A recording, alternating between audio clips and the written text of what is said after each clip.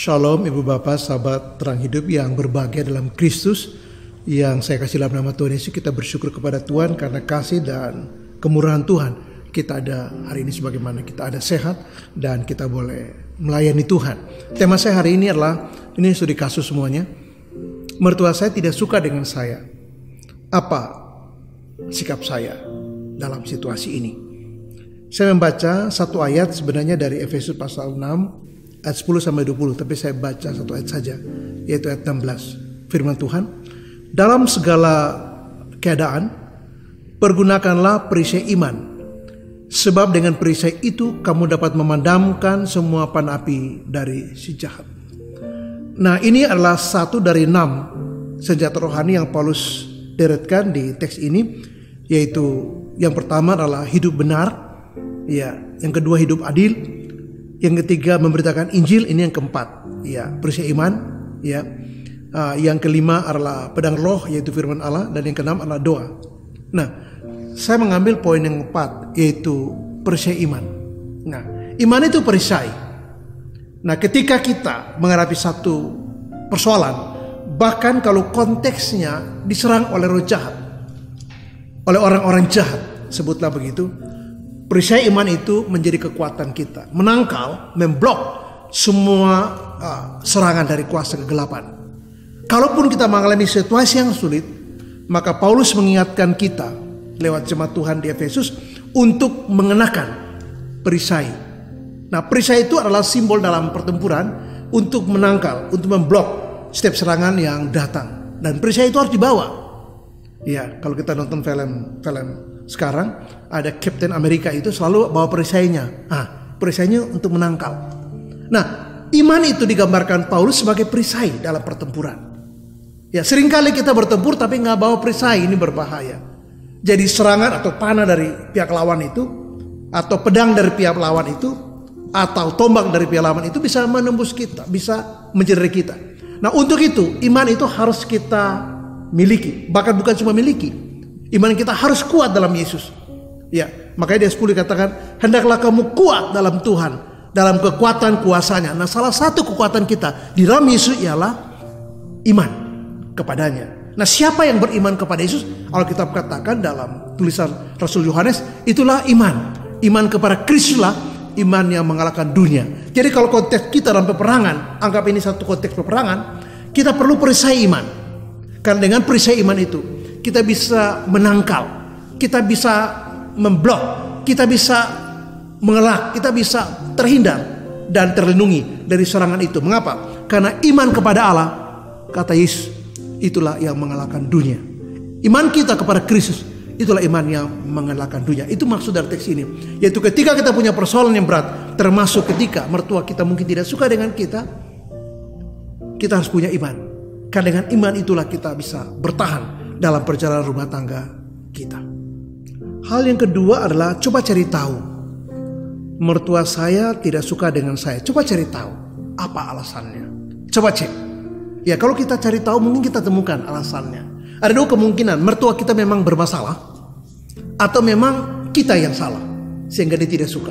Ini dua persoalan yang bisa menimbulkan persoalan yang berbeda kalau pendengarnya salah. Contoh, di Alkitab itu Raja Saul itu kurang suka kepada menantunya, yaitu dalam hal ini Daud.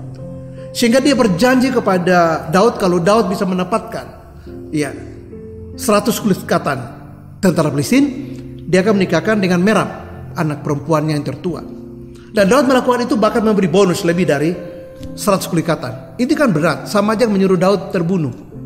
Karena memotong kulit katan tentara Filistin sejumlah itu harus berarti dia mengorbankan nyawanya. Taruhannya begitu. Bagaimana kita bisa potong kulit katan tentara, katakanlah Kopassus 100 orang? Yang benar aja dong.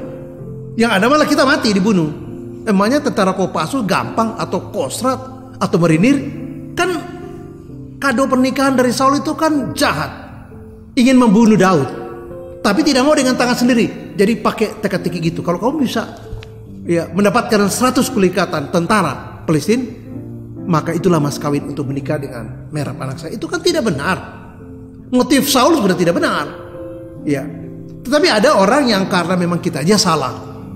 Ya, Orpa itu salah satu contoh yang tidak baik. Ya kalau Rut berbeda sikapnya, tapi Orpa kurang baik.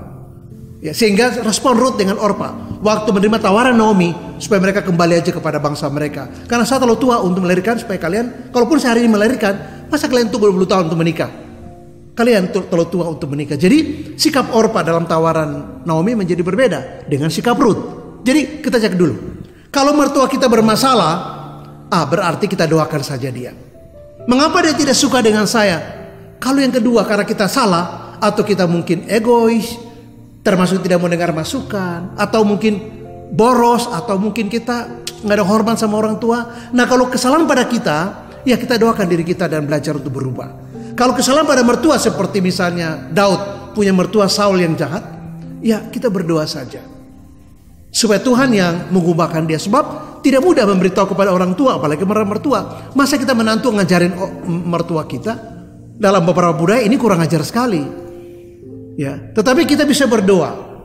Dan kalau kita mau kasih tahu, mungkin lewat suami kita, dengan sharing supaya bijaksana memberitahu. Jangan juga menggurui. Kalau menggurui, mungkin maksud kita baik, maksud kita mulia, maksud kita terpuji. Tapi kalau cara menyampaikan diksi kita, berceramah atau berkhotbah atau seperti jaksa kepada terdakwa, kan tujuan baik itu akhirnya jadi salah ditangkap karena cara kita tidak baik. Jadi kalau kita pun harus kasih tahu, ya kasih tahu dengan santun sebagaimana orang timur, supaya tidak terkesan kita menggurui atau mengajari mereka, apalagi pangkatnya ini orang tua. Ya, jadi lewat suami, jangan kita. Ya. Atau kita yang paling penting adalah berdoa saja. Cek dulu apa masalahnya. Kalau masalahnya pada dirinya, ya bisa kita kasih tahu dengan cara yang santun, atau kita berdoa, itu penting banget supaya Tuhan yang ubahkan dia. Tapi kalau kesalahan di kita, ya kita berdoa untuk diri kita dan kita koreksi hal-hal yang barangkali membuat kita mungkin tidak disukai. Jadi bukan orangnya yang tidak disukai, tapi mungkin sikap dan kelakuan kita yang tidak disukai. Dan untuk itu kita harus ubah. Hal yang ketiga, coba kita breakdown lebih dalam lagi dari sekedar apa masalahnya. Coba cek apakah mertua kita stres, apakah mertua kita depresi, apakah mertua kita kesepian. Yang keempat, apakah mertua kita sakit. Nah 4 hal itu kita tanya untuk melanjutkan yang pertanyaan nomor 2, apakah ada masalah? Apa masalahnya? Nah kalau dia stres, kalau dia depresi, kalau dia sakit, kalau dia kesepian, nah tentu penanganan akan berbeda. Mengapa? Kalau dia stres katakanlah, berarti kita harus menolong dia. Itu jelas. Sehingga abaikan semua kemarahan atau ketidaksukaan dia. Kenapa? Karena dia stres. Nah kalau kita berhadapan dengan orang stres sama dengan orang mabuk. Kalau orang mabuk marah-marah, kalau kita dengar kita salah, udah tahu dia mabuk kok dengar. Ntar juga dia selesai mabuk dia lupa, bahkan dia malu. Kok Pak Tony sih ngomong begitu? Iya. Aduh maaf ya, maaf sekali. Nah bayangkan kita sudah menaruh apa yang dikatakan dalam hati sementara dia lagi mabuk. Kan orang mabuk kan nggak sadar. Nah orang stres juga begitu, apalagi depresi. Jadi kalau orang depresi marah-marah, saya pernah dipukulin sama seorang ibu pakai tas. Kamu ya dasar laki-laki bejat, ya pendeta pembohong. Saya baru ketemu 5 menit, berbohong apa? Dia nggak kenal saya, kok tiba-tiba. Nah rupanya saya baru mengerti dari anaknya, itu refleksi kepada suaminya. Nah tapi karena suaminya sudah meninggal, ya dia pukulin saya. Dasar kamu, ya pergi sana kamu. Semua laki-laki brengsek. Maksudnya itu refleksi perasaan dia kepada suaminya yang sudah meninggal. Nah kemarahan itu disampaikan kepada saya. Saya baru ketemu 5 menit, saya tidak kenal dia tidak kenal saya. Kenapa tiba-tiba dia marah? Nah tapi karena saya mengerti dia depresi, ya sudah saya tidak masukin hati. Malah saya bilang udah sabar. Sabar apaan? Udah tenanglah. Terus saya siapkan dia minuman. Ya satu waktu dia jadi sadar, dia malu setengah mati. Pak maaf ya, sebenarnya bukan ke bapak. Tuh kemarahan saya ke suami saya karena dia begini-begini tuh. Oh iya. Minta maaf Pak ya. Iya gak apa-apa saya ngerti. Pak jangan marah Pak ya, jangan sakit hati ya, jangan dimasukin hati ya. Jadi waktu dia ngomong itu, dia sudah sadar. Tapi waktu dia marah-marah, dia pukulin saya pakai tas, ya dia lagi stres dan depresi. Bagaimana? Kalau itu situasi mertua kita, yang karenanya dia tidak suka dengan kita, kita bukan cuma maklum dan tidak boleh masukin di hati, kita harus membantu dia. Mungkin perlu kita bawa dia untuk konsultasi. Kadang-kadang tidak mudah. Kalau dia sakit atau dia mungkin kesepian. Kalau orang kesepian barangkali perlu temani. Habis kenapa kalian gak ada waktu dengan saya? Kalian sibuk urusan kalian sendiri. Kalian ada waktu dengan mama misalnya. Ya kita ngertilah.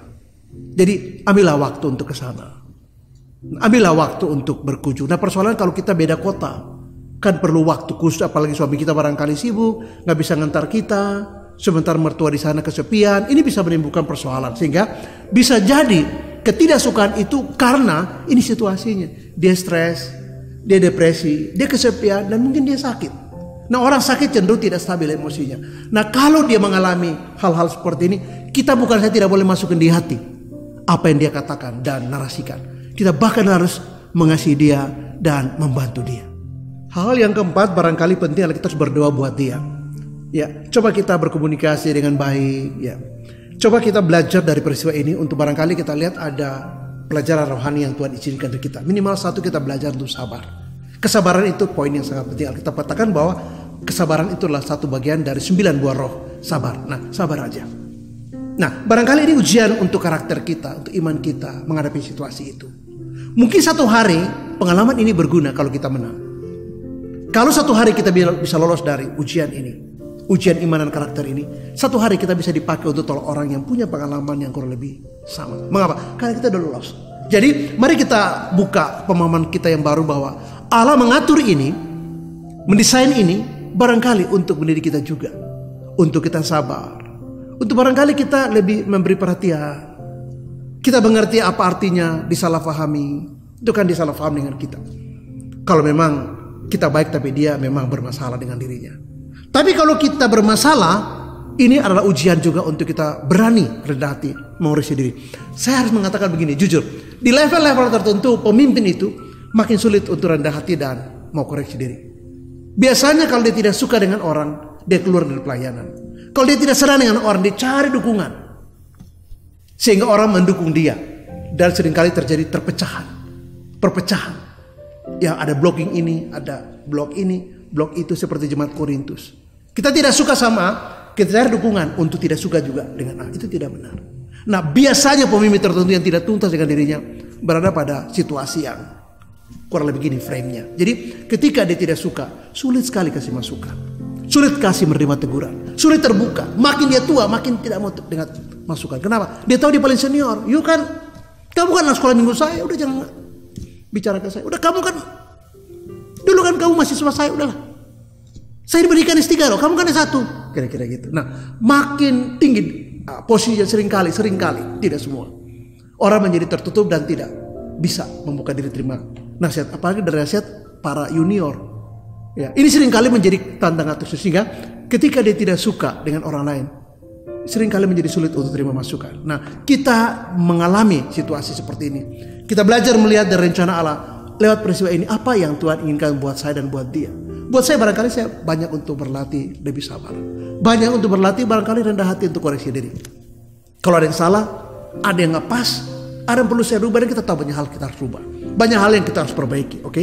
Nah, kebesaran hati untuk memperbaiki diri atas situasi yang Tuhan izinkan untuk kita belajar, ini menjadi tantangan buat kita.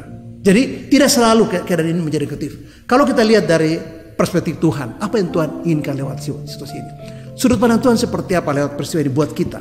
Lihatlah dari perspektif rohaninya. Lihat dari sudut Tuhan. Lihat dari sudut maksud dan tujuan Tuhan. Lewat peristiwa ini apa yang kita bisa ambil? Ya kita belajar rendah hati untuk dikoreksi dan mau berubah. Tapi juga belajar untuk bersabar dan punya hati untuk berdoa. Buat diri kita, tapi juga buat mertua kita yang barangkali tidak senang karena satu dan dua hal. Untuk menutup renungan saya mengatakan bahwa apapun yang terjadi di hidup Anda dan saya, Tuhan itu baik. Dia selalu baik dan sangat baik. Iya, ada lagu Allah itu baik, sungguh baik bagiku. Ya, Allah itu baik. Tuhan baik, ya, sungguh baik dan sangat baik. Setiap saat di dalam hidupku. Jadi Tuhan selalu baik. Nah, ketika kita menyadari bahwa Tuhan selalu baik, nah peristiwa ini tidak menggugat atau mengubah bahwa Tuhan baik. Nah, gunakanlah peristiwa iman untuk menangkal serangan-serangan dari luar, tapi juga membuat kita kuat. Karena kita bisa menghayati setiap pengalaman hidup dari sudut bagaimana Tuhan memandangnya. Kalau ini ujian buat kita, iman dan karakter kita, mari kita belajar untuk koreksi diri dan berbesar hati. Terima sebuah masukan. Dan ini saya katakan tantangan. Tapi kalau kesalahan di pihak sana, berdoalah. Supaya mertua kita dijamah oleh Tuhan. Ketika kita kasih masukan, kasihlah masukan yang baik. Barangkali lewat kesaksian hidup kita. Dan jangan menggurui, karena itu tidak baik, apalagi di tradisi timur. Terus memberkati kita dan amin. Shalom.